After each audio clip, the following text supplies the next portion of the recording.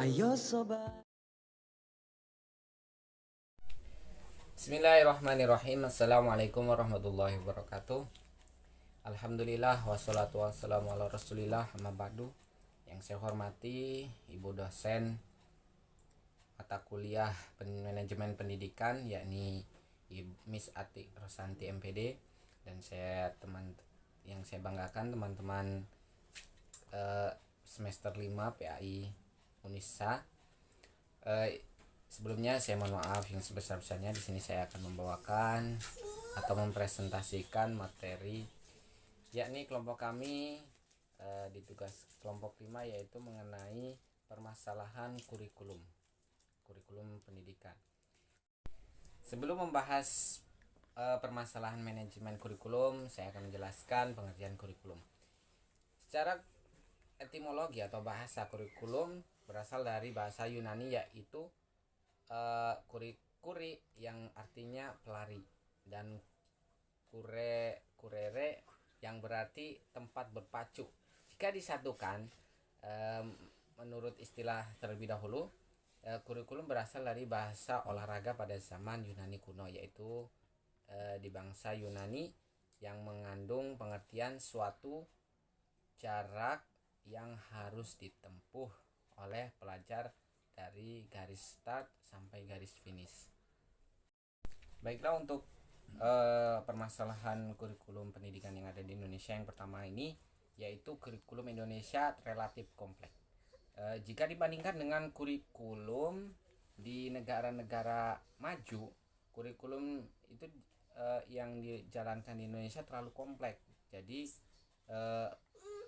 hal ini berkaitan bagi guru dan siswa, sehingga siswa akan terbebani dengan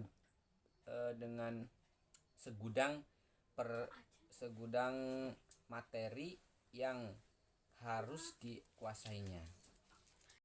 Baiklah, untuk permasalahan yang selanjutnya, mengubah konsep awal paradigma kurikulum menjadi alur yang benar untuk mencapai suatu tujuan yang sebenarnya.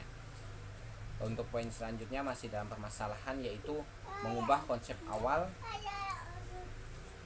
melakukan peralatan pendidikan melalui pemerataan sarana dan prasarana ke sekolah, mulai dari sekolah terpencil hingga sekolah tersebut tidak ada lagi siswa yang daerahnya terpencil yang terbelakang akan pendidikan.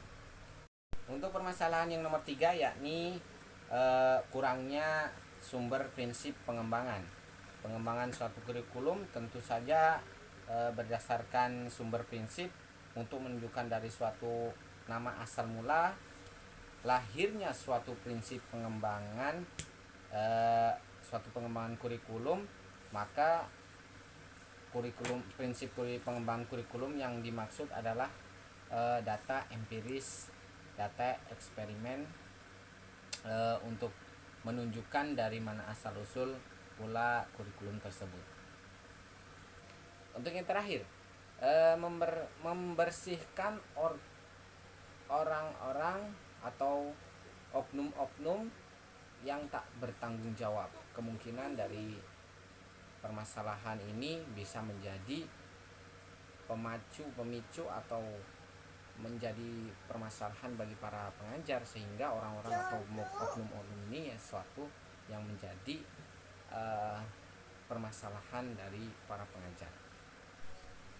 Baiklah, untuk materi yang selanjutnya yaitu tadi permasalahan, sekarang kita mencari solusi dari permasalahan yang ada atau timbul dari kurikulum pendidikan.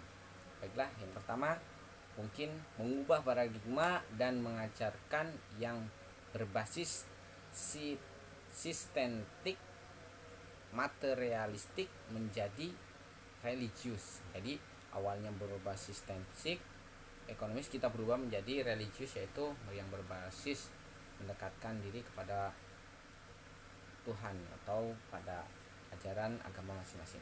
Kemudian mengubah konsep awal paradigma kurikulum menjadi alur yang benar untuk mencapai suatu tujuan pendidikan yang sebenarnya. Jadi salah satu mengubah konsep awal, konsep-konsep yang sekiranya mengganggu atau mempengaruhi jadi menjadi permasalahan, kita ubah semua.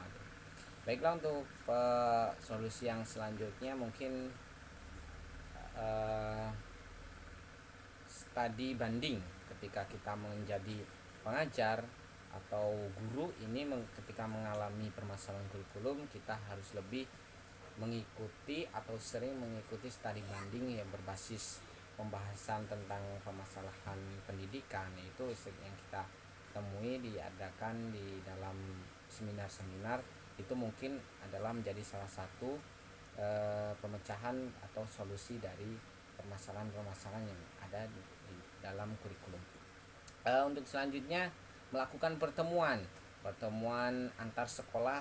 Jadi antar sekolah ini, ketika sekolah A ya satu jenjang ini seumpama dari tingkatan SMA ya melakukan pertemuan antar sekolah tersebut, membahas kurikulum yang ada pada lembaga pendidikan, mengapa ada permasalahan-permasalahan, sehingga kita dapat memecahkan atau mencari solusi bagaimana kita dapat menyerahkan atau menerapkan sebaik-baiknya untuk peserta didik di dalam suatu lembaga pendidikan yang ada di Indonesia.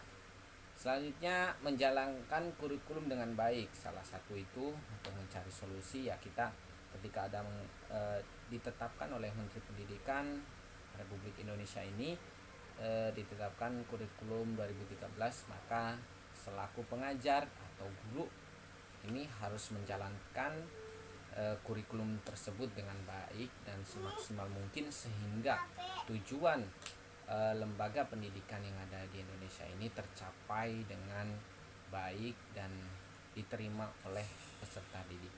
Baiklah, mungkin itu saja Miss Atik selaku dosen pengampu manajemen pendidikan. Dan teman-teman sekalian, saya mohon maaf sekiranya ada kurang dan kesalahannya itu datangnya dari saya sendiri, kelebihannya dari Allah SWT. Untuk kali ini saya cukupkan sekian dan saya ucapkan terima kasih. Akhirul kalam, wallahul muwaffiq ila aqwamit thoriq. Assalamualaikum warahmatullahi wabarakatuh. Tetap semangat belajar walaupun dalam masa pandemi.